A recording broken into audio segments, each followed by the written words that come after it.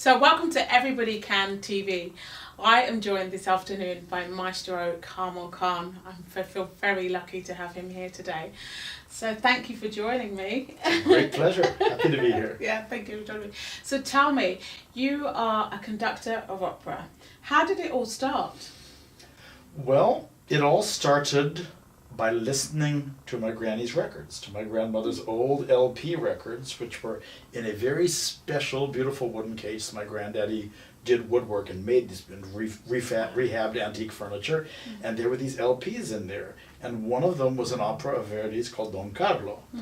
And this Don Carlo was very special in my family because my mom and my grandmother had seen it together in New York when my mom was in college at Barnard, and my aunt, who had passed away by this point when I entered the story, was also up there working as a nurse. So the three of them went together to the Met from a little town in the mountains of Virginia to see Don Carlo. Oh, wow.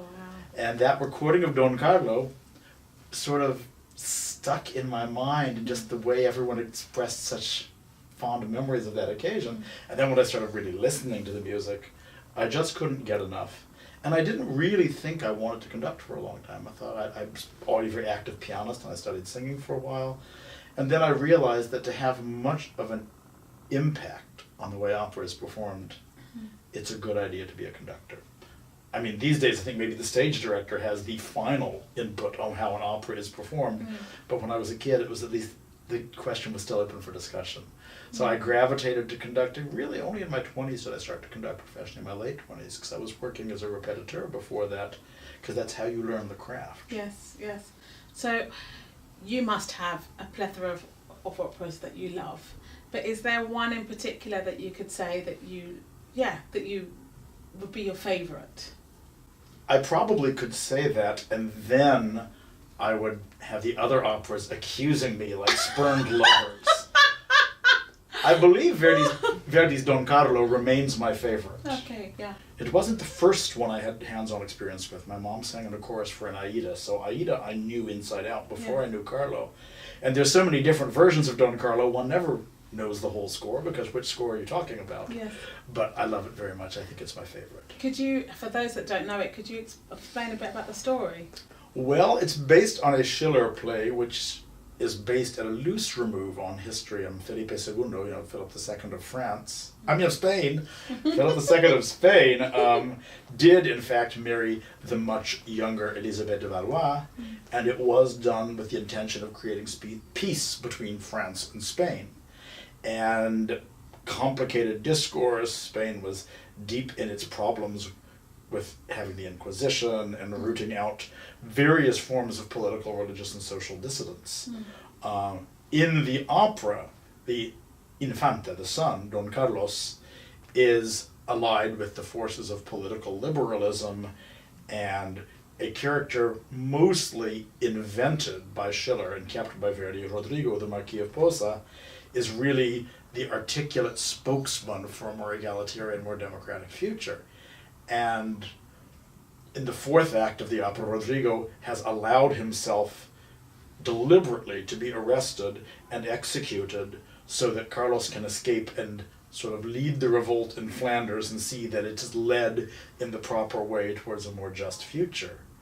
And this idea of the two men sacrificing for each other that way, sacrificing their lives for a vision of what the future could be, I think it's central to Verdi. He was a pessimistic humanist.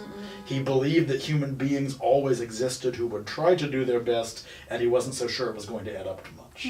And every time we play the score, I feel like we push the needle a little bit more in favor of change. Oh, wonderful. That's wonderful. Have you ever thought to yourself, or had a moment where you felt, I can't do something in your career, and you've moved to your I can do it? Oh, sure. Several times per rehearsal. Could you explain a moment for us? Well, I had a wonderful boss when I was working at the Met, and he described his moment that way. There was a chorus master there who was sort of an authority figure to an older guy, and I remember him telling me he turned to him during one rehearsal where everything was sounding about as far from how he wanted it as he could imagine, with this sort of what do I do now look, and that the chorus master would look back at him and be like, And it's one of those moments, usually I need to remember that story when a score doesn't come out in an orchestra rehearsal the first time at all the way you really want it to. And understanding that it's everybody's rehearsal. If you're a guest conductor, they're getting used to the way you conduct. If it's a symphony orchestra, they're getting used to playing operatic music, which is a very different experience. And the older I get, the less I worry if a first reading isn't perfect, and consequently, the better they go. Yes. And the closer to perfect they are, but the minute you're chasing that, then you've forgotten what the lesson really was. So that I can't and I can and I can't and I can is sort of a loop. Yeah. You're feeling, if it can be this good, now I'm going to make it perfect. And that drive to make it perfect sometimes can shove you back to the I can't place very quickly. Yeah, absolutely. Because they always say that progress is perfection, but I actually just feel that, practice is perfection, but actually I feel that practice is progress. I think that's the way I would prefer to look at it, because if I do feel that if we look for perfection, then nobody ever knows what's on the other side of that. We're looking for something that we don't even know what it is, so. The process of being in the editing sessions for recordings, whether I'm the conductor or whether it's a student of mine singing with another conductor, is tremendously elucidating, because sometimes the most perfect take isn't the one you want to use. Yes. Sometimes the most perfectly, you can slow down a recording, a digitally made recording, with a certain program or app, and see very clearly where the waves of sound go and figure out if it was perfectly in tune or not. And the perfectly in tune take often isn't the best one. Yes. Often sad music has little moments where a little flatting is good, or as the tempo itself is building up, if the pitch is this much above the pitch, it's enormously exciting. Yeah. There's a perfection of concentration, there's a perfection of intention. One thing I love is to see an operatic performance where you feel that everyone in the pit, on the stage, working backstage, is burning with all eight cylinders, all 16, however many they've got. And the actual level of perfection you get in a small place when everyone's burning all their cylinders might not be as high as a large house's evening off. But you can feel the difference, the total commitment that goes along with everyone being focused on what the score is trying to say. And our trying to speak to 1,000, 2,000 people across a chasm of 150 years, maybe from when the piece was written, and say, this is why this still matters. I've watched you coach a numerous amount of people, and I've been very lucky to receive your coaching as well. And I just find you to be like a genius. You seem to know so much about singing and conducting and the operas and the harmonies and the structures and the composers. I mean, you just blow me away. Like, how have you managed to become such a genius in this art form? I mean, that's how I see it. That's my personal opinion.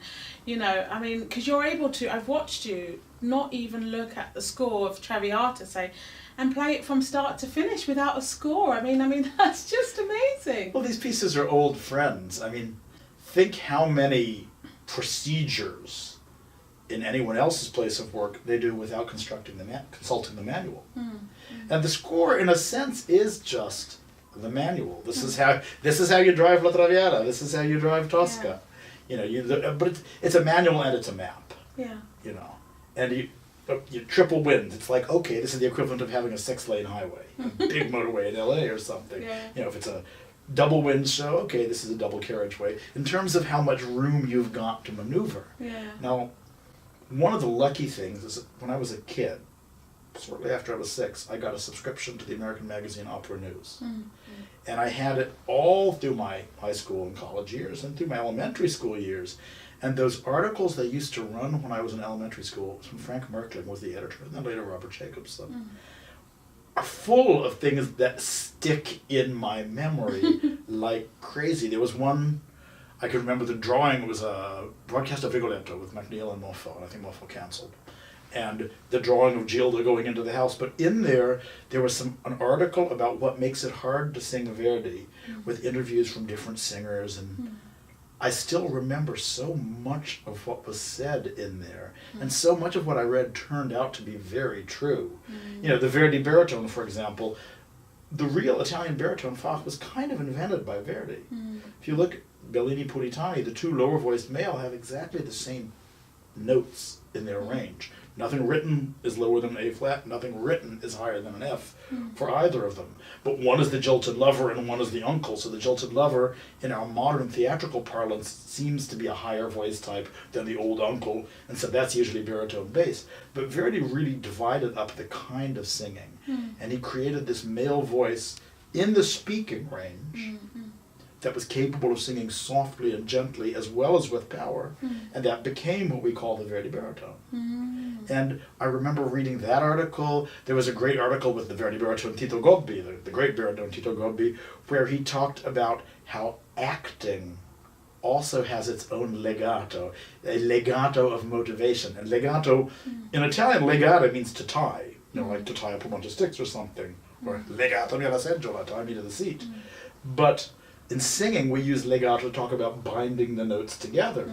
And I remember when I was a kid, before I had any idea that I was ever going to be teaching opera singers, reading this bit about the legato of motivation, that one actor's thought and one act thought and another thought leads to another spot. And I think the comparison to how it works creating a musical phrase, creating a dramatic arc, always was something I never let go of, even studying piano later, even as a high schooler. I think I made my teachers mad because sometimes I wanted to make a certain tension and it's like, yes, but you can't play it at that tempo, you're missing all the notes. It's like, yeah, but it goes that way. I don't know why I thought it went that way. Yeah. So what do you think is important for singers to know these days? I mean, it's a very challenging career and the art form is changing. Have you got any advice that you could kind of send their way? There are so many places that they can go to find out what's important these days that what I would stress rather, is the timeless. You really need to know what you're saying. And it's a good idea to know where it was written, what those words meant to that composer and that librettist, to try to put yourself in the skin. There was a wonderful mini-series the year of the 100th anniversary of Verdi's death and the 150th of his birth about his life. It was a 7-part thing, was made in combination British, French, American TV stations. And one of the great things about it, you can see how theater technology changed during the course of Verdi's compositional career, which was a good 60, 70 years. And I think it fills things out when you're singing a role to know, was this piece illuminated by gaslight or by electric light? I blurted that out. I was conducting in Spain just recently in La Coruña, and we were doing some music from Le Prophète as part of the concert. And I blurted out to them, by the way, this opera had the first electrical light on stage, the sunrise at the end of the third act. Because we were playing the ice skating ballet, and the sunrise came after that. And I thought, first of all, there was the ice skating ballet, which must have already been a wonderful novelty to the Parisians. Then this electric sunrise came out. Then the next scene was the cathedral coronation of the false prophet Jean of Leiden in Münster Cathedral. And then at the end of the opera, the whole stage burned down. And I think it's important. I mean, it was meant to burn down, it was the effect.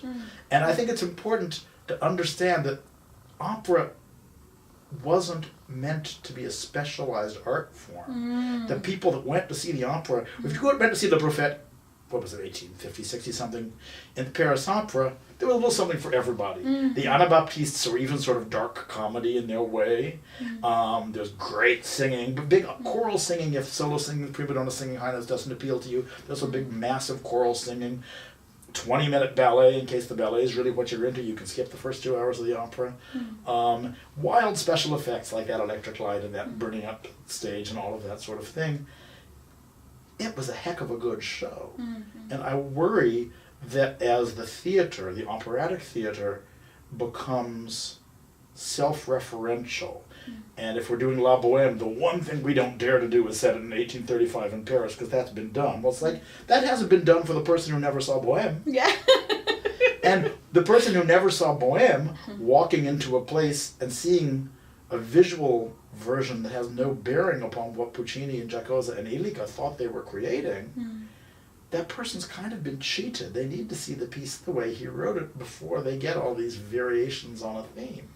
So I would encourage young singers to try to get to the root of how the piece was created. It always gives you more to draw on if you get into one of these wilder productions. You never know if even one comment that Verdi or Puccini might have made in a letter might somehow be useful even in the context of this unusual production. And you have a certain authenticity going for you when you've read those letters. You know, all the great composers, their correspondence can be found online. Most of the literary source materials can be found online at free websites. Yeah. Oh, thank you so much. I suppose one last question I would love to know is, out of all, you've conducted many operas, is there one that you still haven't done? Oh, there's many. Many. Oh, my favorite piece, Don Carlo. I've not done a complete Don Carlo. Wow. It doesn't come up so often. Yeah. I never thought I would do Rake's Progress, and then I did Rake's Progress a few years back in Cape Town. Yes. And I did Flying Dutchman, which, because I haven't based myself in Germany, I had worried it would never come my way, and it did, and so that was rather wonderful. I've done a lot of Bellini, which is good, and I want to do more. I haven't done Beatrice di Tenda yet, and now there's a nibble about somewhere for that, so I'm very excited. Oh, wow. Sometimes it's a conflict between I want to cover as broad a repertoire as I can, or the pieces that are in a style like Melodrama Romantico, like Bellini, that I'm really interested in. I kind of want to go in there and even do what we call their second drawer pieces, because usually once you get in there and study them, they're not second drawer. First time I did Donizetti's La Favorita, I had this real awareness. It's not lesser Donizetti. It's a different kind of score than Lucia, and certainly different than Elisir, but it represents a different facet of Donizetti. It was Donizetti at his grandest. It was Paris Donizetti. Yes. And so I don't know if I had to pick one piece that I haven't done that I want to do. In case anybody out there is listening who has an opera company, the one piece that I feel like, how have I missed doing this, is La Fanciulla del West. Oh, yes. Because it's the only major drawer Puccini that I've been missing. Yes. And for me, as much as I love Bohème, as much as I love Butterfly, the 3 one-act operas of Tritico, and when I'm done conducting those 3 in the same night, I feel like it's something even more remarkable than just a single Bohème or Butterfly has happened. And musical style-wise, Fanciulla's on the same level as those 3. So I'm hoping Fanciulla comes up. It's also, a soprano and a horse and a lot of men. So you just reminded me, actually, you do a lot of work with South African singers, and you have helped bring some of the greatest South African singers that we have around now to the forefront. How did that start? Well, I started visiting there as a guest conductor in 1997. When transformation came and the apartheid government came down and there was no more government funding for the arts, they had been able to, prior to that, really engage very experienced Italian maestri and be able to pay top dollar because the government was paying for it. And so in 1990, but of course I never went in those years. I was simply brought up that was simply something you wouldn't do. My father would not have liked his son to go off to apartheid South Africa, and so it never occurred to me. But then in 1997, all of this was changing, and they didn't have very much money, so they were willing to take a chance on someone at that point. I had very little experience. I had a huge repertoire of operas that I'd covered and coached and played, and extremely little experience doing them. So I went down there to conduct Lucia di Lammermoor, and it went well, and I've been back there. I lived there for 9 years, and I've been back for at least one opera, most years 2 or 3, ever since 1997. Oh, wow, that's which amazing. Is quite wonderful. The colleague who invited me down there, Angelo Gobbato, was the person who transformed the opera department at UCT from an all-white department to open access. And he retired a few years after that and left the department in my hands, and I was there for 9 years, and we really accomplished some extraordinary things. I think the globalization of musical training and of operatic training is the big story for the 21st century. The musical globalization has been proceeding quicker than the vocal operatic. Something about the sung theater, about the particular way, part of it is about the way gender is viewed in operatic theater. I think it's a bit of a reach. In South Africa we didn't have so many young singers from the Muslim community, for example. Because for a woman to appear on stage in this way, if your family is secular, it's fine, but if the community, not always so much. So in order to establish that opera is really for everyone, a strong set of diverse singers is a key to that. The other thing one must have is whatever elements are watching the show, they have to have the cultural tolerance to understand that Violetta without a low-cut dress is actually not Violetta. Because we're talking about Paris in the 1800s and who that woman is. And we're not glorifying that lifestyle by showing La Traviata, but we're showing what a noble caliber of heart can be trapped even in that lifestyle. I can't imagine that any practitioner of a serious religious spiritual tradition wouldn't be moved by the evolution of Violetta across the 3 acts of La Traviata. But to get there, they have to get over their concern that perhaps something's almost falling out of her dress that in their tradition is usually kept concealed. But I hope we can all move beyond, this has to be a part of my tradition, this has to be something I'm familiar with or I don't want it. Because that's how we fail to communicate, that's how the world balkanizes and narrows. Well, it's funny that you should mention the Traviata actually, because Everybody Can Opera, the opera company I produce, will be working on La Traviata, and we will be looking at the issues around sexuality and gender, which I do think is really important. So, because I really believe that telling what goes on in today's society through traditional opera is really, really important. So, yeah, I hope that we can get you round for that at some point. That would be amazing. Marvelous. But thank you so much. You've just been so wonderful, and I'm always in awe of you anyway, and I love your work, and I love the work that you do, and I just thank you for joining me. Thank you, Nadine. A pleasure to make music with you and talk with you. Oh, thank you so much.